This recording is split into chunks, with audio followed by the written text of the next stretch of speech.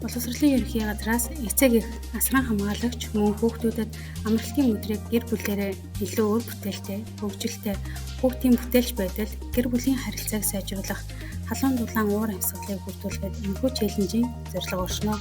Челленжид Гэрлэн сумын 5 дугаар цэцэрлэгийн ахлах Б бүлгийн энхий одын гэр бүл оролцсон мэдэж байна. Гэр бүлийн нандин дурсамжаа эзгээ. Ойлдож болохгүй лөө? Яагаад ойлдож болохгүй лээ? Хав зах нь өөр яах вэ? Гал гарна тий.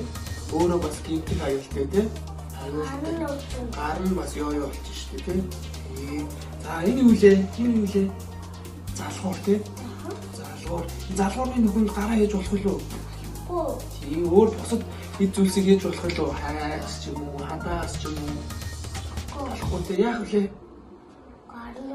Гар нь өөр хог зөрөгтэй. Тэгээ өөрөөс яадаг үлээ? Гал гарах аюултай тий.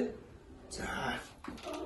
Эцэгчүүдээ, бүр хүүхдүүдээ цахилгаан хэрэгсэл болон аюулт зүйлсээс хол байлгаж эрслээс хамгаалцгаая.